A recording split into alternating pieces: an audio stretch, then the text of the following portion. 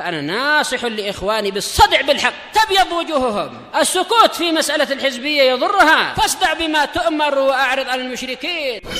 سلامي على دماج ورجالها والشيخ يحيى ودار العلم يا سعد بانيها.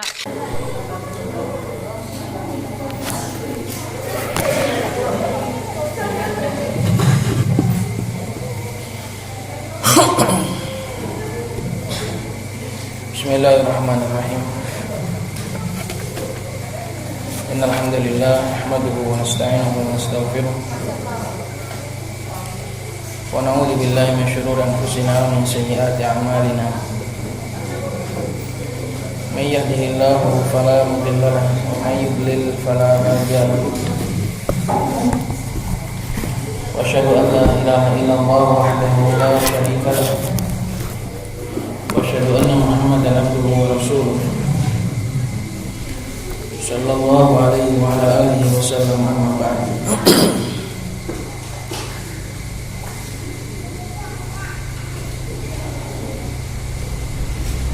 Insyaallah akan kita lanjutkan pelajaran kita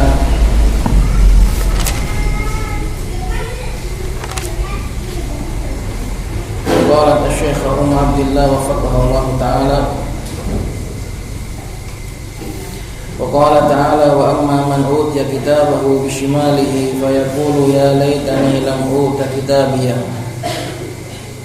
ولم أدر ما حسابيه يا ليتها كانت القاضية ما أغنى عني ماليه هلك عني سلطاني. Dan Allah Subhanahu wa Ta'ala berfirman menceritakan keadaan orang yang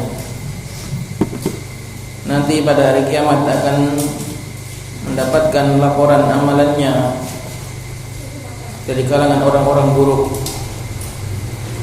sehingga ia akan mengambil kitabnya dengan tangan kiri. Berbeda dengan orang-orang yang baik, mereka akan mendapatkan catatan amal dan mengambilnya dengan tangan kanan.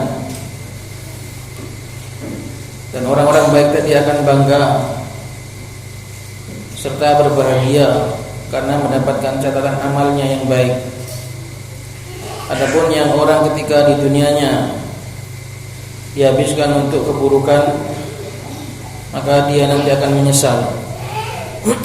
Wa amma man utiya kitabahu bishimali, adapun orang yang diberikan kitabnya, kitab catatan amalnya bishimali dengan tangan kirinya, fayaqulu ya laitani lam uta kitabiyah, maka dia akan mengatakan celakalah aku, andai saja aku, fayaqulu ya laitani, andai saja lam uta kitabiyah, aku tidak diberi catatan amalanku, walam adri ma hisabiyah, dan aku tidak tahu hisabku. Ini kemarin kita katakan bahwasanya orang jelek, kalau di dunianya jelek, maka sampai di akhirat juga akan jelek. Ia bukannya mau memperbaiki amalannya, maunya melakukan keburukan dan tidak mau tahu tentang keburukannya, tentang laporan keburukan yang ia lakukan. Maunya melakukan tapi tidak mau dikasih laporan. Ya laitaha kanatil qadiyah, duhai andai saja kematian itu adalah kematian yang terakhir. Ya laitaha kanat, kembali kepada hiya, kembali kepada kematian. Andai saja kematian itu qadiyah, menjadikan segalanya selesai. Ya laitaha kanatil qadiyah. Ini sebagai dalil bahwasanya kematian itu tidak menjadikan segalanya selesai. Orang banyak salah mengira dengan mati kemudian selesai. Salah. Banyak orang bunuh diri karena mengira kematian itu akan menyelesaikan masalahnya. Itu salah besar. Justru dengan kematian itu dia akan datang kepada kehidupan yang lebih besar. Justru dengan matinya seseorang dia akan menjadi hidup dengan kehidupan yang lebih berat. Kehidupan dunia ini kehidupan yang paling ringan. Jadi seberat apapun masalahmu, jangan pernah berpikiran untuk mati. Karena kehidupan dunia ini kehidupan yang paling ringan. Kamu mengira dengan mati itu selesai masalah, itu salah besar. Dengan mati seseorang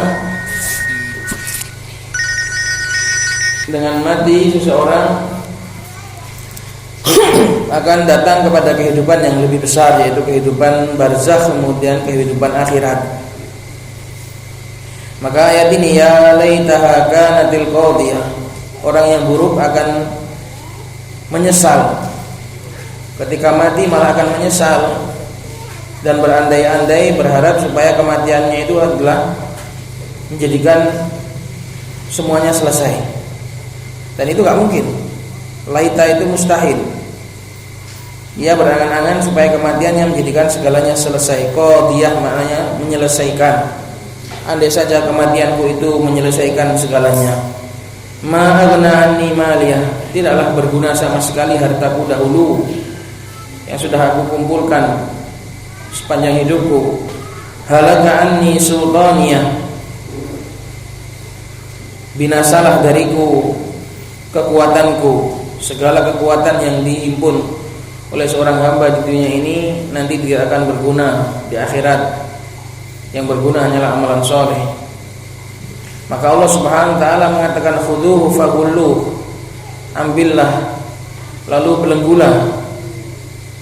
Wahai para malaikat, ambillah dia, kemudian lalu belenggulah. Tsummal jahima shalluh, kemudian jatuhkanlah, kemudian lemparkanlah ia ke dalam neraka jahim. Tsumma fi silsilatin dzar'uha, kemudian di dalam rantai yang dzar'uha panjangnya sab'una dzira'an, 70 dhira', fasluku, belitlah. Sudah dimasukkan ke dalam api neraka, di dalam neraka tidak dibiarkan bebas, tapi dibelit dengan rantai-rantai yang sebesar sab'una dhira', sepanjang sab'una dhira'. Kenapa? Sebab inna disulit ta'lil, sebab dia dahulu innahu kana la yu'minu billahil azim. Sebab dia dahulu tidaklah beriman dengan Allah Subhanahu wa taala yang Maha Agung. Wala yahuddu ala ta'amil miskin, dan dia juga dahulu tidak pernah menganjurkan, tidak pernah mendorong untuk memberi makan orang miskin. Hubungan dengan Allah juga rusak, hubungan dengan makhluk juga rusak. Allah Subhanahu wa taala selalu menjadikan kebinasaan seseorang di akhirat itu karena dari dua hal. Hubungannya dengan Allah itu rusak, innahu kana la yu'minu billahil azim. Ini hubungan dengan Allah rusak. Demikian juga hubungan kepada sesama manusia juga rusak. Enggak ada yang dipilih. Wala ya'udu ala ta'amil miskin. Hubungan dengan Allah rusak, hubungan dengan makhluk juga rusak. Falaisa lahul yauma hauna hamim, maka tidak ada bagi dia pada hari ini di sini teman dekat. Hamim artinya teman dekat yang bisa menolong, yang bisa membantu, enggak ada. Wala ta'amun illa min ghislin, juga tidak ada makanan bagi dia kecuali makanan dari perasan dan sampah-sampah, limbah-limbah penghuni neraka. Ghislin adalah limbah penghuni neraka. Dari keringat mereka, dari tangisan mereka, dari nanah mereka, dari waliyadzubillah. La ya'kuluhu illal khati'un, tidaklah memakan makanan tersebut kecuali orang-orang yang mereka itu tersesat dari jalan. Khati' berbeda dengan mukhti'. Mukhti' akhta'a yukhti'u artinya bersalah. Tapi kalau khati' artinya adalah orang yang sengaja salah, sengaja meninggalkan siratal mustaqim, itu namanya khati'un. Ini faedah sudah sering kita sebutkan. Beda antara mukhti'un dengan khati'un. Kalau mukhti'un artinya bersalah, enggak sengaja salah. Tapi kalau khati'un artinya adalah orang yang sengaja salah di atas kesadaran. Ai man ta'ammadal insilaqa 'anis siratil mustaqim. Al-khati'un adalah orang-orang yang sengaja menyelisihi siratal mustaqim. Wal khati'u man irtakaba an amadin wal mukhti'u an ghairi amdin. Itu definisi khati' dan mukhti'. Syahidnya adalah penyesalan yang sangat dalam, penyesalan yang tidak ada gunanya dari orang-orang yang semasa hidupnya dihabiskan untuk mengumpulkan dan menumpuk keburukan. Catatan amalnya tidak dipenuhi dengan kebaikan, hanya dipenuhi dengan sampah-sampah kehidupan. Qalat famin ayyil fariqaini turidina an takuni. Maka dari kelompok mana kamu ingin menjadi pada kelompok yang mana? Ingin menjadi kelompok yang diberikan catatan amalnya dengan tangan kanan, atau ingin menjadi kelompok yang ingin diberikan catatan amalnya dengan tangan kiri? Silakan dipilih. La syakka annaki sataqulina uridu an akuna min ahlil jannah fala yuridannaki lisanuki fil mahaliki. Pasti jawabannya tanpa keraguan kamu akan mengatakan aku ingin menjadi dari kelompok penghuni surga. Nah, kalau demikian maka fala yuridannaki, jangan sampai lisanmu itu mengantarkanmu, aurada yuridu, mengantarkan, menjerumuskan. Jangan sampai lisanmu itu menjerumuskanmu fil mahaliki, di dalam lembah-lembah kebinasaan.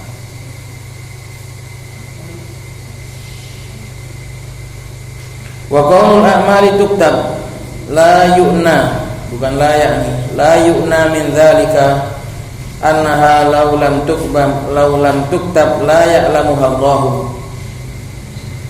Dan ini faedah keberadaan amalan itu ditulis oleh Allah Subhanahu wa taala. Tuktab, ditulis.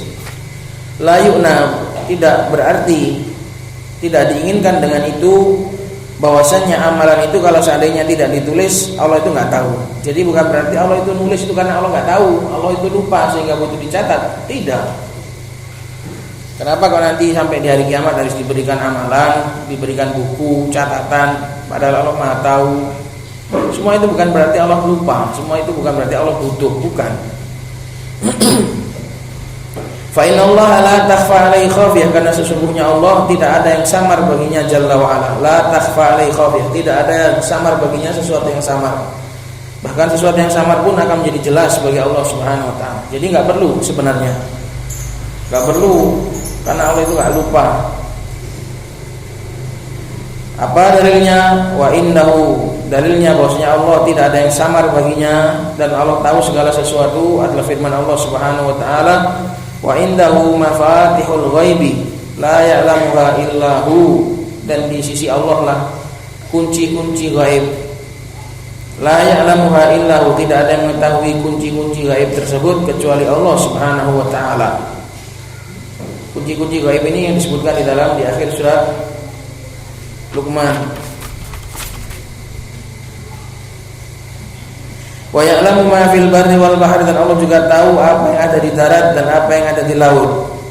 Wa ma tasqutu min waraqatin, dan tidak ada yang jatuh dari satu daun pun, tidak ada yang gugur dari satu daun pun, illa ya'lamu, kecuali Allah mengetahuinya. Daun-daun yang bermiliar-miliar di muka bumi ini semuanya Allah tahu. Tidak ada yang luput dari ilmunya Allah Subhanahu wa taala. Wala habbatin fi dhulumatil ard, dan tidak ada satu biji hitam pun di dalam kegelapan bumi.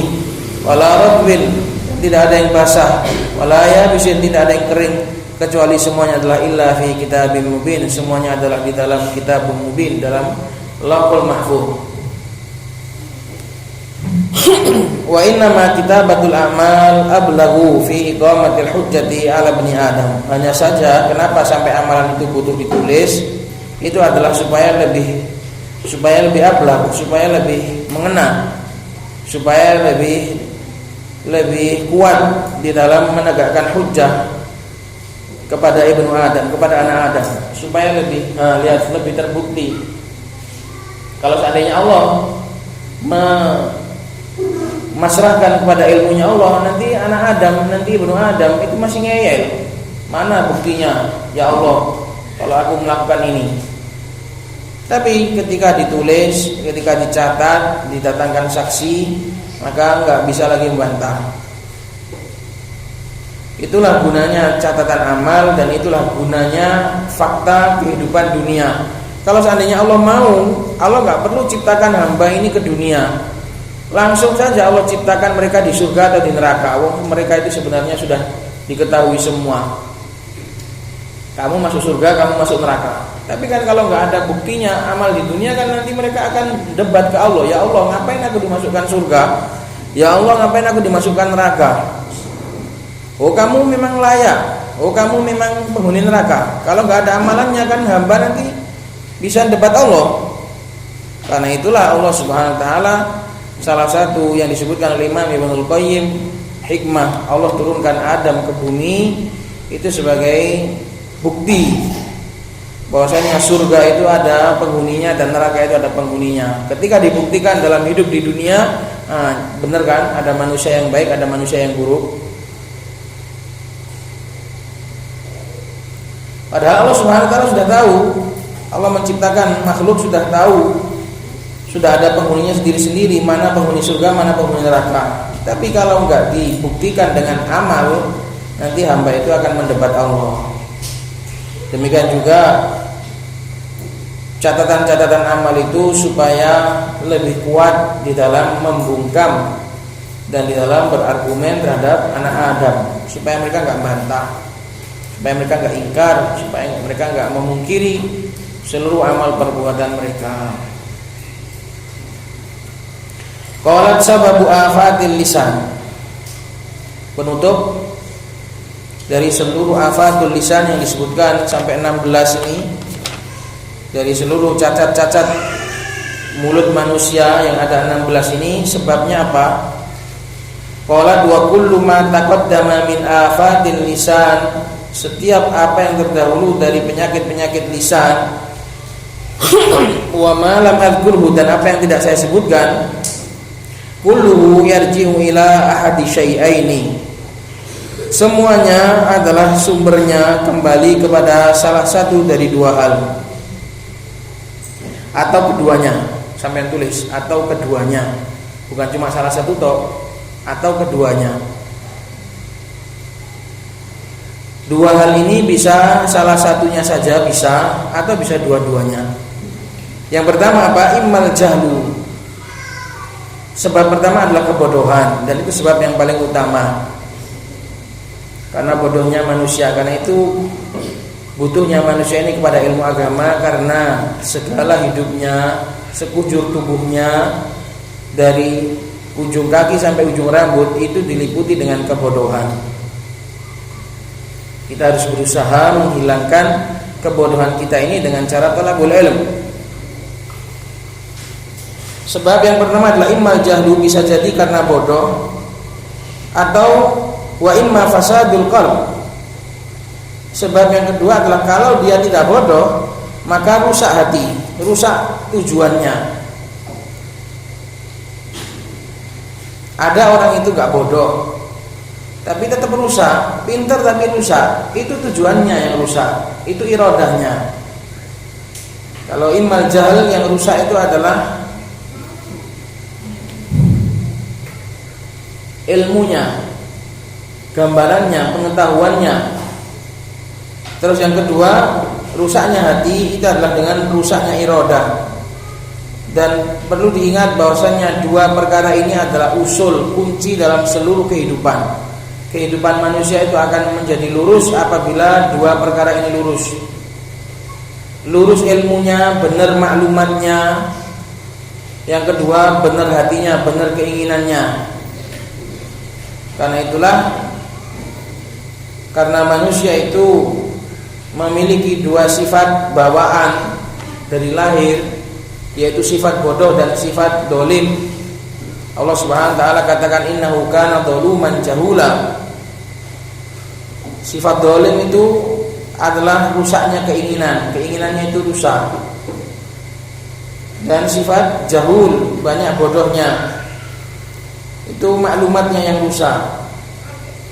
Maka kita harus memperbaiki dua hal ini, harus memperbaiki maklumat kita dan juga harus memperbaiki keinginan kita, iradah kita.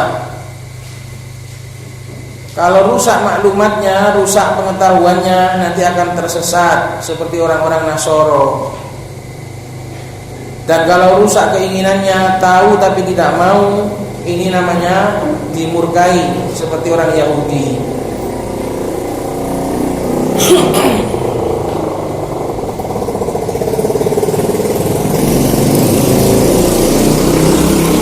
Maka kunci dari seluruh amalan hamba, menjadi baik buruknya amalan hamba itu dari dua hal ini, dari sisi ilmunya atau dari sisi keinginannya. Ada orang itu rusak ilmunya, keinginannya baik, niatnya tulus, pengen surga, pengen jadi orang baik, tapi salah jalan, salah ilmu, salah maklumat, salah mendapatkan peta, akhirnya salah jalur. Ada orang mendapatkan peta yang benar, peta yang tepat, tapi karena kemauannya nggak ke situ, dia dibelokkan juga walaupun dia megang peta yang benar gitu loh. Karena kemauannya nggak ke situ, kemauannya nggak ingin mencari surga, nggak ingin keridhaan Allah Subhanahu Wa Taala. Walaupun pintar, walaupun faham, walaupun kenal, walaupun mengerti ilmu agama, tapi kemauannya nggak ke situ. Dia menginginkan hawa nafsu, mengikuti hawa nafsunya. Maka rusaknya manusia itu dari dua jalan ini. Semua kerusakan melalui dua jalan ini. Tapi yang paling utama adalah kebodohan. Karena apa? Karena nanti kalau rusaknya niat, rusaknya keinginan yang kedua itu, insya Allah bisa diperbaiki dengan ilmu. Tapi kalau sudah bodoh ini repot. Intinya dua perkara ini adalah usul, pondasi dari seluruh kunci amalan hamba. Itu ucapannya Ibnu Qayyim, ucapannya Ibnu Taimiyah, semuanya balik kepada dua itu. Maka oleh karena itulah Al-Imam Ibnu Qayyim menulis kitab Miftah dari Sa'adah, kunci negeri kebahagiaan, yaitu ilmu. Wa mansyur walayati ahli ilmi wal iradah, yaitu dengan iradah yang benar, keinginan yang lurus.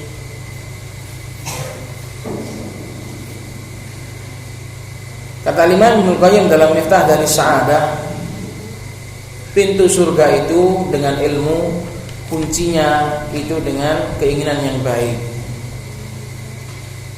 Pintunya itu adalah ilmu, kuncinya itu adalah keinginan yang baik. Kalau orang itu ilmunya benar, keinginannya jujur, pasti sampai.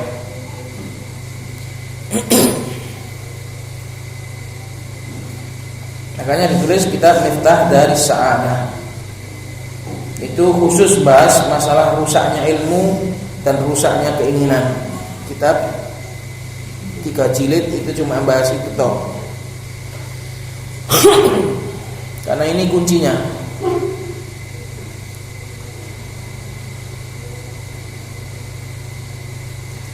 Maka seluruh kerusakan yang ada di muka bumi ini, baik kerusakan amalan maupun kerusakan perbuatan maupun kerusakan perkataan, kerusakan keyakinan, semuanya baliknya kepada jahl dan rusaknya niat.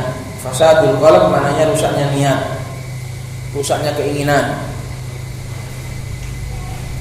Sampai kalau bisa memahami dua bab ini dan menghubungkannya antara pentingnya ilmu dan pentingnya niat, sampai sudah bisa memegang kendali agama ini, usul agama ini, insya Allah sudah bisa dikantongi.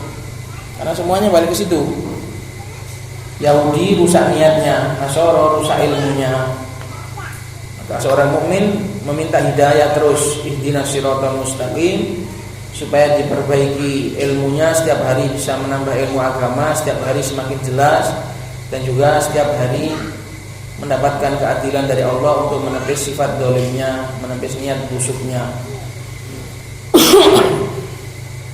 Maka kata Syekhah, kulluhu yarji'u ila ahadi syai'aini, semuanya baliknya kepada salah satu dari dua perkara atau dua-duanya. Sudah bodoh, niatnya buruk.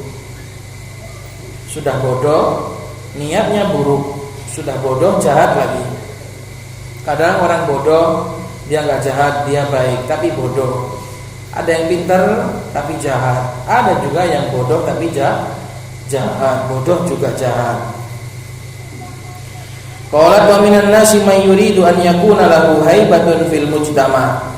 Dan di antara di kalangan manusia, dari kalangan manusia ada orang yang ingin dia itu memiliki haibah, disegani di dalam perkumpulan, di dalam mayoritas, ingin dihormati, ingin ditinggikan, ingin dianggap mulia.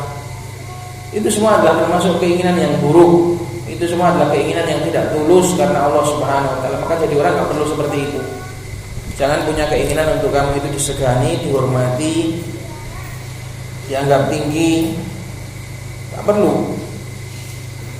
Fa huwa yadribu hadza wa yasubbu hadza wa yal'anu hadza ila ghairi dzalik. Sehingga dia pun akhirnya memukul ini, mencela itu, melaknat yang sana, dan melakukan hal-hal yang lain supaya meninggikan dirinya. Padahal itu salah. Kamu kalau berusaha meninggikan dirimu dengan menjatuhkan orang lain, kamu sendiri yang akan jatuh.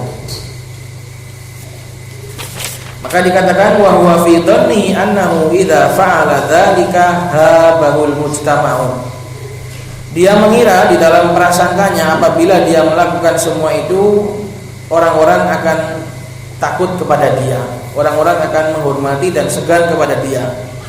Wa huwa ma yadri, sedangkan dia tidak tahu annahu bi fi'li dzalika, bahwasanya dia dengan perbuatannya itu yazdadu bughdhan, semakin dibenci, semakin dimurkai, semakin tidak disukai indan nas oleh manusia. Wa anna Allaha huwal ladzi yarfa'u wa yakhfid wa yu'izzu wa yudhil, dan bahwasanya Allah lah satu-satunya zat yang bisa meninggikan dan bisa menjatuhkan, yang bisa memuliakan dan bisa menghinakan. Ini harus sampai pegang erat dalam hidup ini. Prinsip hidup, tidak bisa yang menjatuhkanmu kalau enggak dirimu sendiri yang jatuh. Tidak ada yang bisa mengangkatmu kalau enggak kamu sendiri yang berusaha mengangkat derajatmu di sisi Allah. Kan hanya Allah yang bisa mengangkat, dan hanya Allah yang bisa menurunkan. Hanya Allah yang bisa memuliakan, dan hanya Allah yang bisa merendahkan dan menghinakan. Makhluk enggak bisa apa-apa. Qala ta'ala, Allah Subhanahu wa taala berfirman, wa may yuhinillahu fama lahu min mukrim. Barang siapa yang Allah hinakan, ahana yuhinu, Allah hinakan, maka tidak ada baginya satupun orang yang bisa memuliakan. Kalau Allah sudah menghinakan dia, mau seluruh makhluk di dunia ini pun menolong dia dan memuji-muji dia, tak berguna. Maka itu semua termasuk afatul lisan. Jangan mengira dengan kamu mencela ini, mencela itu, menjatuhkan ini, menjatuhkan itu, kemudian kamu akan naik. Itu salah. Malah justru terbalik. Qala wa syahwatun nafsi al-mukhalifatu li syar'i tumbadu. Dan syahwat nafsu, keinginan jiwa yang menyelisih syariat, seharusnya dicabut.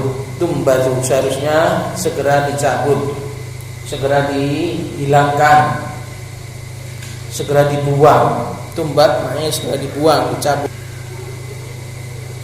Kenapa? Fa inna Allah azza wa jalla yaqul, pada sesungguhnya Allah Subhanahu wa taala berfirman, fa khalafa min ba'dihim khalfun adaa'us salata wattaba'us syahawat fasawfa yalqawna ghayya.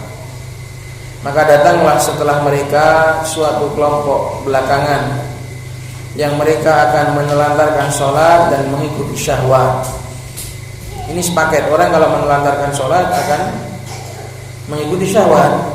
Maka salah satu sebab untuk membantu diri ini bisa meninggalkan syahwat yang rusak adalah dengan menjaga sholat.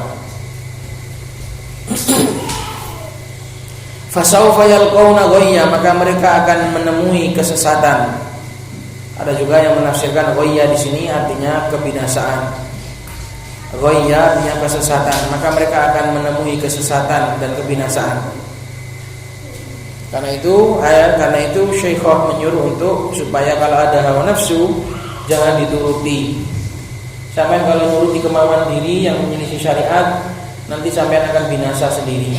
Maka segeralah dicabut hawa nafsu, keinginan-keinginan yang menyelisih syariat. Kalau enggak nanti kita sendiri akan binasa. Illa man taba wa amana wa amila shalihan, kecuali orang yang bertaubat dan beriman dan beramal saleh. Fa ulaika yadkhuluna al-jannah, maka mereka akan masuk surga, wala yudlamuna syai'an, dan mereka tidak akan didolimi sedikit pun.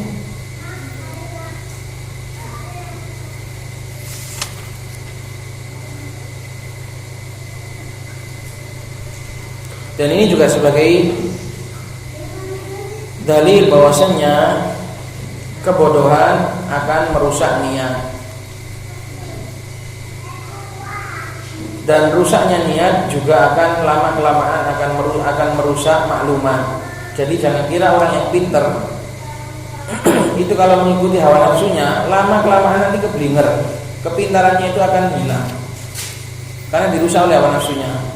Dia tahu ini haram, tapi karena hawa nafsu tetap nyuruh untuk ngajak dilakukan, akhirnya lama-kelamaan suatu hari dia akan mengatakan ini gak haram. Ilmunya akan rusak juga. Jadi jangan dikira orang pintar kemudian selamanya dia akan pintar. Kalau dia mengikuti hawa nafsu, lama-kelamaan kepintarannya akan hilang, ganti dengan hawa nafsu. Waliyadzubillah. Maka orang bodoh itu akan mengikuti hawa nafsunya, dan orang yang mengikuti hawa nafsu akan dibodohkan oleh hawa nafsunya. Sama. Orang bodoh akan mengikuti hawa nafsunya, dan orang yang mengikuti hawa nafsu juga akan dibodohkan oleh hawa nafsunya, walaupun pintar awalnya.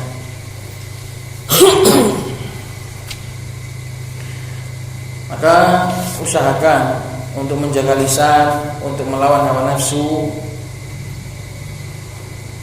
karena memang tugas hidup yaitu untuk melawan hawa nafsu. Allah ciptakan malaikat tanpa nafsu, sedangkan Allah ciptakan manusia ini dengan hawa nafsu.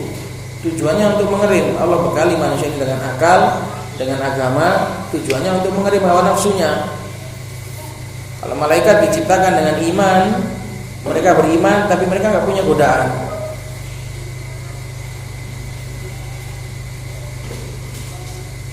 Wa qala Imam Al-Bukhari rahimahullahu taala al-mujallad al-hadi ashar biraqam hadits biraqam 6487 haddatsana Ismail qala haddatsani Malikun an Abi Zinadi an al-A'raj an Abi Hurairah radhiyallahu taala anhu anna Rasulullah sallallahu alaihi wasallam qala hujibatil jannatu bil makarih wa hujibatin naru bisyahawat. Dari Abu Hurairah bahwasanya Rasulullah sallallahu alaihi wasallam bersabda, surga itu ditutup dengan hal-hal yang dibenci, dan neraka itu ditutupi dengan hal-hal yang sangat menarik syahwat. Wa fi riwayatin li Muslimin an Nabi sallallahu alaihi wasallam annahu qala huffatil jannatu bil makarih. Surga itu dikelilingi, huffat, dikelilingi. Di pinggir-pinggirnya itu dihiasi dengan hal-hal yang berat, hal-hal yang menjadikan masuk surga itu berat semuanya. Wa huffatin nar bisyahawat, dan neraka dikelilingi dengan maksiat syahwat yang enak dan nikmat. Neraka itu dikelilingi, di sekelilingnya dikasih, ditaburi oleh Allah Subhanahu wa taala dengan kenikmatan-kenikmatan yang menipu. Seorang mukmin akan melihat dengan mata hatinya, tidak dengan mata kepalanya. Melihat surga dengan mata kepala kayaknya berat, dengan mata hati semuanya adalah nikmat, karena tembus pandang ke surga. Adapun melihat neraka, kalau orang enggak beriman, imannya lemah, akan memandang dengan mata kepalanya kayaknya nikmat, padahal dalamnya penuh dengan kesengsaraan. Seorang mukmin melihat neraka dengan mata hatinya, dari luarnya kelihatan nikmat, tapi belakangnya nantinya akan sengsara. Maka Rasulullah sudah membocorkan kepada kita hakikat pandangan ke surga atau pandangan ke neraka, tinggal kita memilih. Wa akhrajat Tirmidzi wa Nasa'i wa Abi Hurairah. Al-Imam Tirmidzi dan juga Imam An-Nasa'i mengeluarkan dari Abu Hurairah, riwayatkan dari Abu Hurairah annahu qala Rasulullah sallallahu alaihi wasallam. Lihat betapa dahsyatnya apa yang Allah hiasi dari masing-masing surga dan neraka. Ini adalah pengakuan Jibril. Jangankan kita, Jibril yang lihat. Testimoni dari Jibril. Pengakuan Jibril, bagaimana Jibril melihat apa yang Allah kelilingkan terhadap surga dan apa yang Allah kelilingkan terhadap neraka. Lamma khalaqallahu al-jannata qala li Jibril idhhab fandur ilaiha. Tatkala Allah selesai menciptakan surga, Allah berkata kepada Jibril, Jibril, pergilah lihat surga. Fadhahaba fanadhara ilaiha, maka Jibril pergi dan melihat surga. Karena melihat surga begitu indah dan masya Allah, maka thumma jaa, maka Jibril datang kepada Allah. Faqala ay Rabb, ay di sini mana ya? Ay masuk huruf nida. Wahai ya Allah, wa izzatika, demi keagunganmu, la yasma'u biha ahadun illa dakhalaha, tidaklah mendengar tentang surga seorang pun kecuali dia pasti akan mencari dan memasukinya karena sangat indahnya. Tsumma haffaha bil makarih, kemudian Allah setelah itu Allah tutupi, Allah hiasi surga dengan hal-hal yang dibenci oleh jiwa, hal-hal yang berat. Tsumma qala ya Jibril, maka Allah berkata lagi kepada Jibril, wahai Jibril, sekarang lihat, idhhab fandur ilaiha, sekarang pergilah dan lihat surga kayak apa sekarang. Fadhahaba fanadhara ilaiha tsumma jaa, maka Jibril pergi kemudian melihat surga yang sudah setelah dihiasi. Kemudian Jibril datang, faqala ay Rabb wa izzatika, ya Allah, sungguh demi keagunganmu, laqad khasyitu an la yadkhula ahadun, berubah drastis. Yang tadi ketika melihat surga belum dihiasi dengan hal-hal yang berat, kata Jibril, semua orang pasti akan masuk kepada surga. Setiap orang yang mendengar pasti akan mencari dan berusaha memasukinya. Tapi lihat setelah dihiasi dengan beratnya amalan, kata Jibril, aku khawatir, aku takut tidak ada yang masuk surga seorang pun, tidak ada yang kuat. Semuanya tertipu dengan hawa nafsunya, gak mau melakukan amalan-amalan yang bisa mengantarkannya kepada surga. Bayangkan ya ikhwah, kayak apa yang Allah hiasi dari beratnya untuk menembus surga, menembus dinding-dinding surga ini, kayak apa beratnya. Jibril saja sampai seperti itu, sampai khawatir, sampai takut gak ada seorang pun yang berhasil menembus surga karena saking beratnya yang Allah hiaskan. Qala falamma khalaqallahu an-nar, tatkala Allah selesai menciptakan neraka, qala ya Jibril idhhab fandur ilaiha, wahai Jibril, pergilah lihat neraka. Fadhahaba fanadhara ilaiha, maka Jibril pergi dan melihat neraka. Tsumma jaa faqala ay Rabb, kemudian Jibril datang dan mengatakan, ya Allah, wa izzatika, demi keagunganmu, la yasma'u bi ahadun fayadkhuluha, tidak ada orang yang mendengar tentang ngerinya neraka kok dia itu masuk, gak akan ada. Dikarenakan sangat mengerikannya neraka, tidak akan ada orang yang mendengar kabar tentang neraka kemudian dia masuk ke dalam neraka, gak akan ada. Semua orang pasti akan lari dari neraka. Tapi kata Allah, fahaffaha bisyahwat, maka Allah pun mengelilingi neraka dengan syahwat. Tsumma qala ya Jibril, Allah mengatakan, wahai Jibril, lihat sekarang, idhhab fandur ilaiha, pergi dan lihatlah sekarang neraka yang sudah kuhiasi dengan syahwat. Fadhahaba fanadhara ilaiha, maka Jibril pergi dan melihat neraka. Ternyata neraka itu luarnya masya Allah sangat menggiurkan. Tsumma jaa, maka Jibril datang, faqala ay Rabb wa izzatika laqad khasyitu an la yabqa ahadun illa dakhalaha.